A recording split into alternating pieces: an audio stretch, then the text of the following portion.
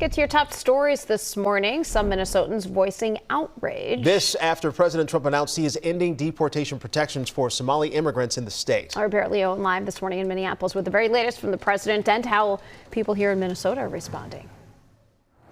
Hey, good morning, Heather, AJ. Right now, emotions are high and some families are devastated by this policy move. The president over the weekend claiming that Somali gangs were terrorizing the people of Minnesota. And some families and allies that we spoke with say that the words are hurtful and an attack on their community. Now, Trump made the announcement on Friday. He wrote on his Truth Social platform that he was terminating effective immediately the temporary protected status for Somalis in Minnesota. Trump also accused Governor Tim Walz of overseeing a state that had become, quote, a hub of fraudulent money laundering activity. The TPS is a federal program allowing migrants from unstable countries to live and work legally in the U.S. If ended, more than 700 Somalis in the U.S., majority of whom live in Minnesota, would be impacted. Protesters rallied over the weekend to speak out against the president's post. We know what our president has done. It is an attack on our community. He decided to also pit our communities against each other and attack our community. And later today, the Council on American Islamic Relations Minnesota, or CARE-MN, leaders from that organization will gather with Muslim advocates and others to speak out against the president's words, and that is expected to happen at noon today.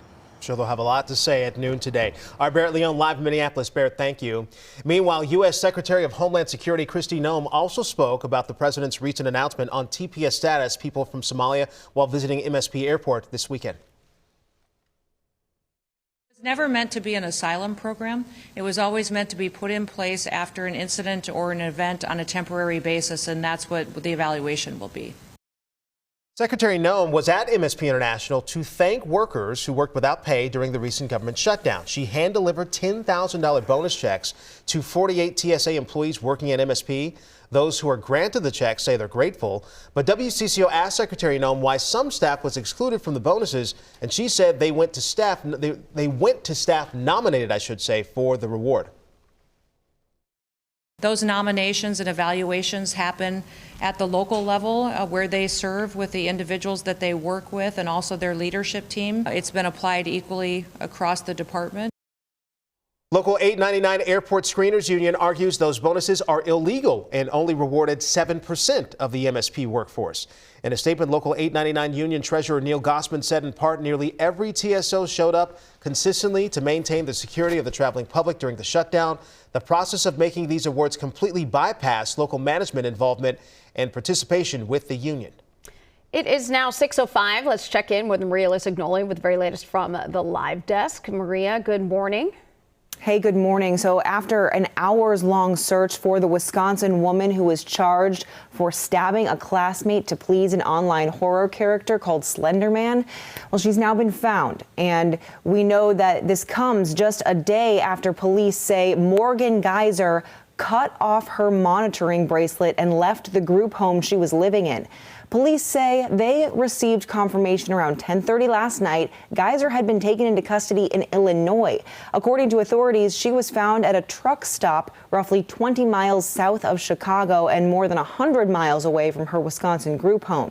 She was found with another person that police have not yet identified.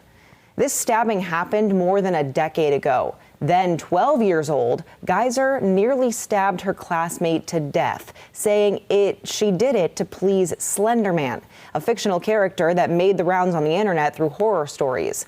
She pleaded guilty to attempted first-degree intentional homicide and was sent to a psychiatric institute. Now 23, Geyser was placed in a group home earlier this year and after being granted conditional release. Geyser's attorney said it is still unclear how she broke out of the home or even who helped her. AJ? All right, Maria, from the live desk, we appreciate that update. Thank you. We're learning more about a Minnesota man. He's accused of pretending to be a veteran, taking thousands of dollars in benefits. Prosecutors say 39-year-old Michael Robin Wicker posed as a U.S. Marine and even claimed to be the recipient of a Purple Heart and sought benefits. They say he received more than $140,000 from the VA for health care, disability compensation, and funds for a college education. According to the U.S. Attorney's Office, there's no record showing Wicker ever served in the U.S. military. We spoke with veterans in the metro area who say any case of stolen valor should be taken seriously. I don't know how anybody could look a veteran in the face and say that they did it, but they didn't. Wicker was found guilty of several counts by a federal jury on Friday. His sentencing hearing has not yet been scheduled.